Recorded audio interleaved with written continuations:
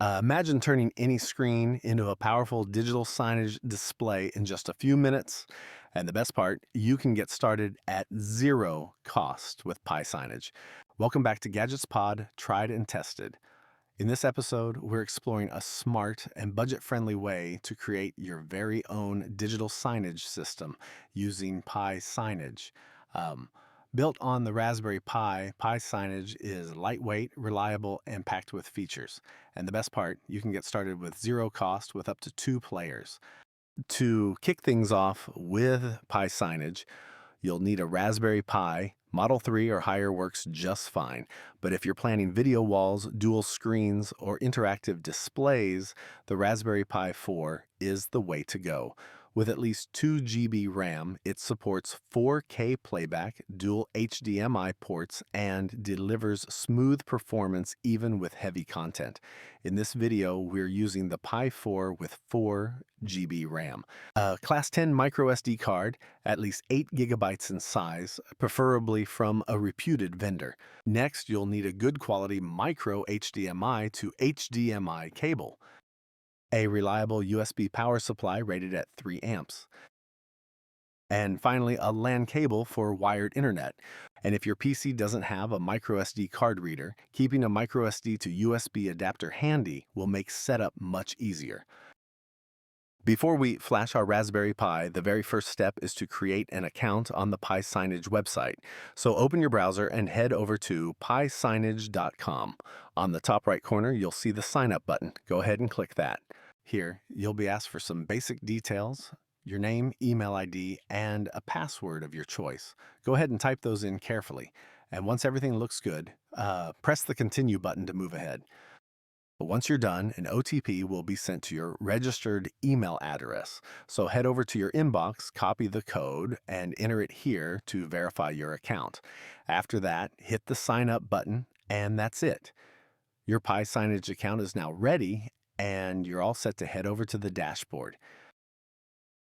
Now let's download the PiSignage Player image file, which we'll be installing on our Raspberry Pi. To download the image, head over to the PiSignage website and click on Prepare Player. This will take you to the official GitHub repository. Scroll down to the Download Image and Prepare SD card section, where you'll find both a direct download link and a Google Drive link for the latest image file. Click on the link to download the image file to your computer. Once the image file has been downloaded, open the Raspberry Pi Imager software. If you don't already have it installed, you can download it from the official Raspberry Pi website. Once the Imager is open, click on Choose Device and select your Raspberry Pi model.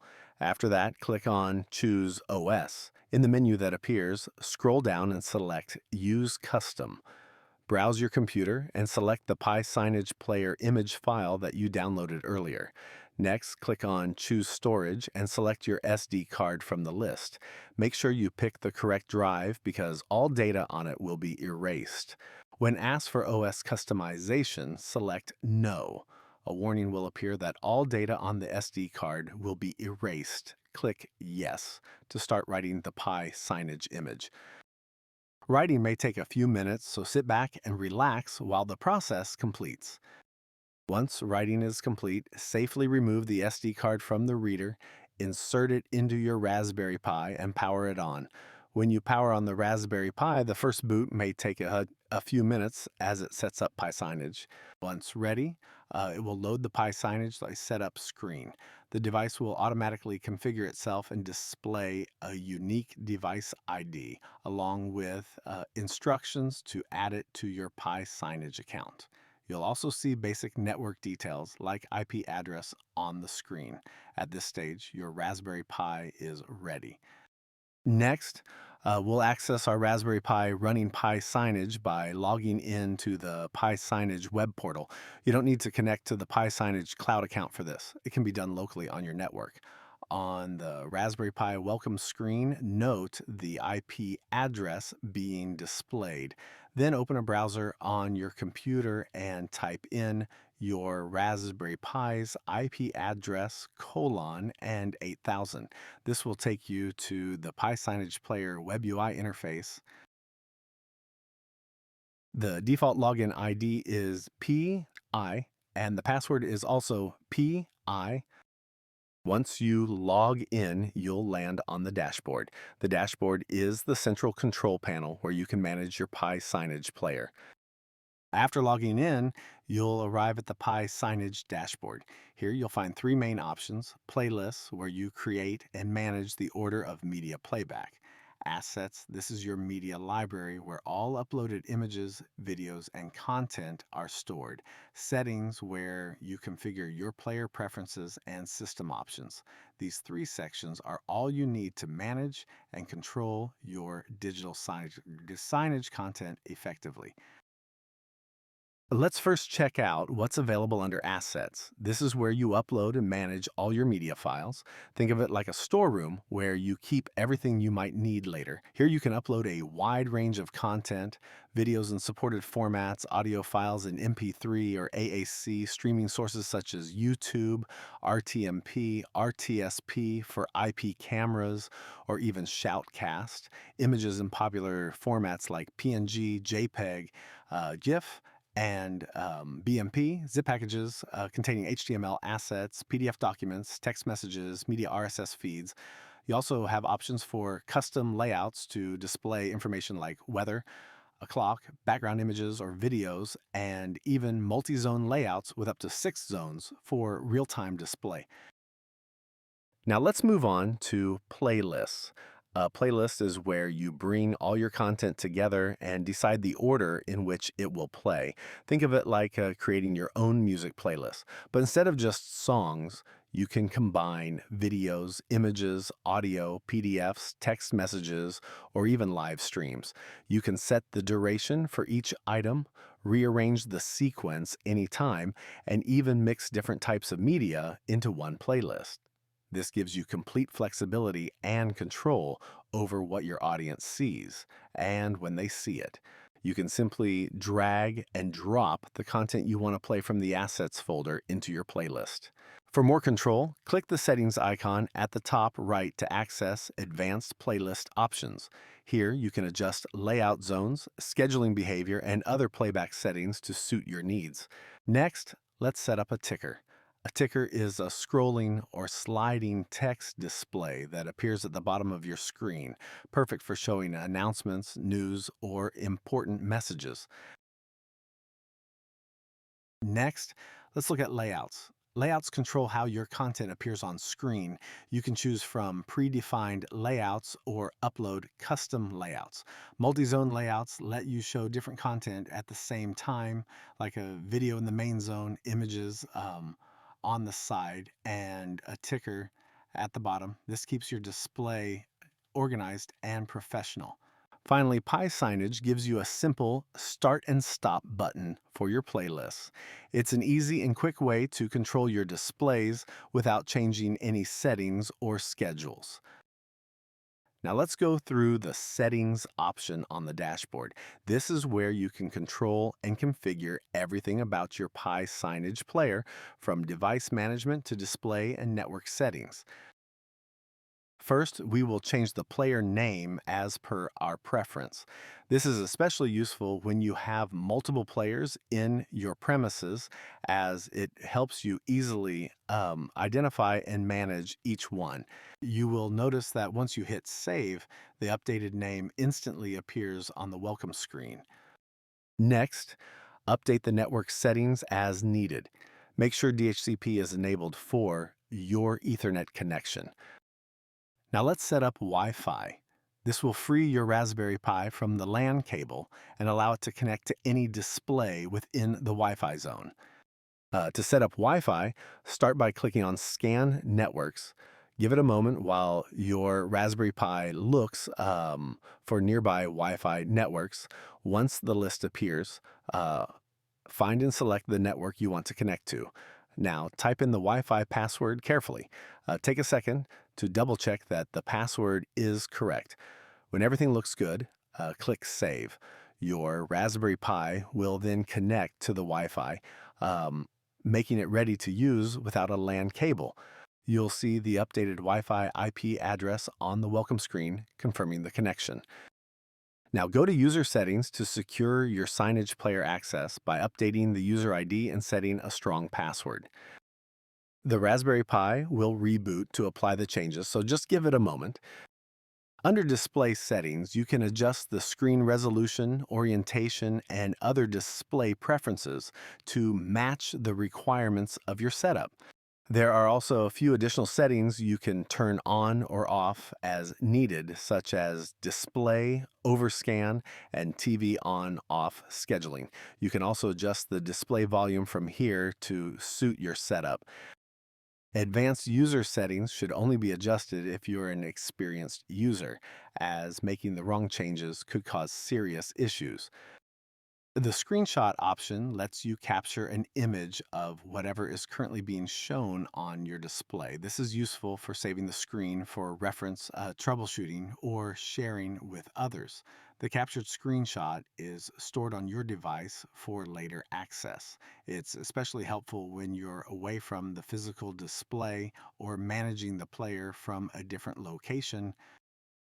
Let's play the content from the default playlist that comes bundled with the package. Simply head over to the playlist section, select the default playlist, and click the play button at the top right. And there you have it. The default playlist begins playing, and the content is displayed on the screen. Let's get some content ready for the screen. Before we can play anything, we need to add files to the Assets section.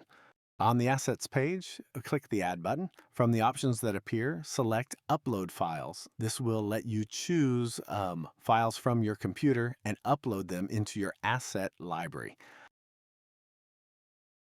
Next, click on the playlist options to view and manage the settings for your playlist. To create a new playlist, simply type a name in the text box and click the Add button. Your new playlist will then appear in the list ready for you to add files and organize the content the way you want. You can add items to your playlist in two ways. In normal mode, simply select the items you want and add them to the playlist. In the drag and drop view, you can easily click and drag files into the playlist area. After adding the items, set the duration for each one, which decides how long it will stay visible on the display screen before moving to the next item. After arranging your items and setting the display duration, simply click Play. This will immediately start the playlist on your display panel, allowing you to see your selected content appear on the screen in the order you arranged it. You can take screenshots to confirm what's being displayed on the screen, so you don't need to be physically in front of the display. Now let's update the playlist by adding a video file. First, stop the currently running playlist. Next, open the playlist editor and add the video file to the playlist. You can adjust its placement in the sequence and specify the duration if required. Updating the content on the display is quick and effortless. Now let's see how we can add text messages along with the images. Do this, go to the playlist, and just below the content duration, you'll find a message box. Type the text you want to display with each image. Once you've added the message, simply click play to run the playlist. The display will automatically show your images along with the text messages you entered, so you can immediately see how it appears on screen. In PiSignage, you can display scrolling messages using the ticker feature. Simply go to ticker settings, enable the ticker option, and enter the message you want to display. You can also add multiple messages to slide or scroll one after the other. Once configured, play the playlist and your ticker messages will appear on screen. So far, we've been working within the same network. However, if you'd like to access and update the display content remotely, you'll need to connect your display to the PiSignage Cloud account we created earlier. Let's go ahead and do that. To link your signage player to your PiSignage account, first log in to your account on the PiSignage website. Then click on the Register a Player button at the top right corner. A pop-up window will appear. Select the license type as Managed. Next, you need the player ID. You can find this either in the top right corner of the local WebUI on your Raspberry Pi or directly on the default player welcome screen. Just copy that ID and paste it into the registration pop-up. After that, choose the region for the player, give it a clear name, and specify its physical location. This makes it easier to manage multiple players later. Once everything is filled in, click register and your player will be linked to your PiSignage account ready for remote management and content updates. Once your player is successfully registered, you'll see a green dot next to it. This indicates that the player is online and ready to receive content from your PiSignage account. You'll notice that the default screen is now showing on your display. On the player screen, you'll notice some icons next to the player name. The first icon, a blue upward arrow, lets you upgrade the software if an update is available. Click the blue arrow to begin updating the player's software. Then press OK to confirm and start the update. A software update notification will appear on the player's screen. Keep the player powered on and don't switch it off while the update is running. Once the update is complete, the player will return to the default screen. After system finishes updating, the blue software update icon will disappear and it will only reappear when a new update becomes available. The next icon is PiShell. This tool comes in handy if you need to check or troubleshoot the player. By clicking the display screen icon, PiShell takes a snapshot of the player's screen, which will display if the player is online. Otherwise, the last saved snapshot is shown. You can also capture a new snapshot anytime using the Take Snapshot button. Additionally, PiShell lets you remotely turn compatible TVs on or off and even deploy playlists directly. Right next to PiShell is the player settings icon. Click on it to open the settings for that specific player. Here you can view and update all the configurations related to the player. Now, let's explore the WebUI options, starting with the dashboard. The dashboard provides an overview of your entire installation, showing you the status of your players, active playlists, and other key information at a glance. We've already covered the players section, so now let's move on to groups option. Players are added to groups sharing the same settings and playlists. We will create a group soon. Next up is assets. This is where you upload and manage all your media files like videos, images, audio, PDFs, and streaming links for your playlists. You can organize your assets into categories and even set a validity period to manage them more efficiently. Next, in the playlist section, create a new playlist and add the images from your assets folder. Select assets with the checkboxes, set the display duration, drag to reorder, and click thumbnails for a quick preview. Next, go to the Deploy section in the top right menu to deploy your playlists. But first, make sure to add this playlist to a group by going to the Groups section and linking it there. Now it's time to create a group. Give your group a name and then click Add to create it. In the Default Playlist section, choose the playlist you just created, and once selected, click a Deploy to apply it. Oops, we missed linking the group to the player. Once the playlist is added to the group, we need to connect the player to it as well. Head to the Players section, select the player you want to assign, then go into the player settings and choose the group from the drop-down menu to link it. Now return to the Groups section and click Deploy to push the playlist to the associated player. You'll notice on the display that the playlist we just deployed is now playing. Now let's explore the other options. Under Subscription and Settings, you can manage your licenses. As you can see, we have 2 free licenses and we're currently using 1. If you need more, you can go to Purchase License and Subscription and add or subscribe according to your requirements beyond the 2 free licenses. Under Reports, you can view and download different reports. These include monthly stats for players, files, and billing, events, file playback stats, and player-specific data. You can customize reports by selecting the player and the time duration. The settings section includes everything from your account credentials, SSH access, and branding options to installation settings and the ability to deregister any player. Guide Map serves as your roadmap, showing everything you can do within the portal. The template design feature is available only for pro users. There's an Android app for the PiSignage player. It lets you turn any Android phone or tablet into a signage player. No Raspberry Pi required. On your Android TV, go to Google Store and install PiSignage app. Once installed, open the app and you'll see the PiSignage welcome screen. Copy the code and register the app in your PiSignage account, just like with the Raspberry Pi. That's it. Your player is ready and running. And that brings us to the end of this video. We've covered everything you need to get started with PiSignage, from setting up, linking your player, creating playlists, and even adding tickers. The rest you'll learn best by exploring and experimenting on your own. Don't forget to share your experiences in the comments below. We'd love to hear from you, and if you found this video helpful, please give it a like and subscribe to our channel to support us, and stay tuned for more tutorials. Thanks for watching.